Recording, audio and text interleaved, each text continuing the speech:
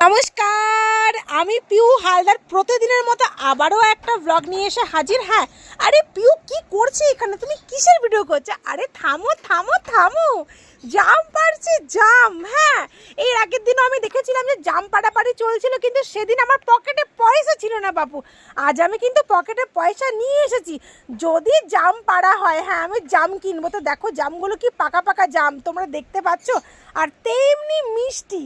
রাস্তার ধারে দেখো কিভাবে পারছে, বুঝতে পারছো? আমি যাচ্ছিলাম মাঠে, যে মাঠে আমি প্র্যাকটিস করি। তো যাওয়ার আগে দেখলাম, পেরিয়ে গেছিলাম, যে দেখলাম জাম পাড়ছে।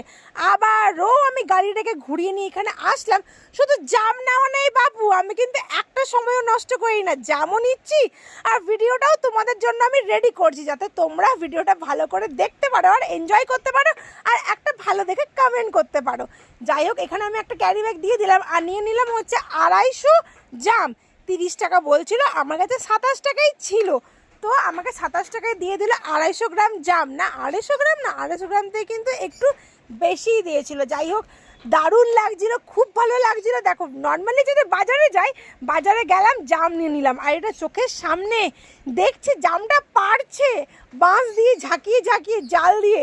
জাম যে এইভাবে পারে আমি তো সেটাও জানতাম না। দেখে নিয়ে কিন্তু আমার ভিডিওটা দারুণ লাগলো, সরি, দেখে নিয়ে আমার খুব ভালো লাগলো। তো ভাবলাম যে আমি কেন একা এনজয় করি এই মুমেন্টটাকে, এটা তো তোমাদের জন্য ক্যামেরাবন্দি করার দরকার। তো এইখানে আমি নিয়ে নিলাম হচ্ছে দেখো জাম। আর ভিডিওটা আমার কেমন লাগলো তোমরা নিশ্চয়ই কিন্তু কমেন্ট করে আমাকে জানিও। আর যদি মনে হয় আরেকটু ভালো লেগেছে, অবশ্যই শেয়ার করে আমার পাশে থেকো।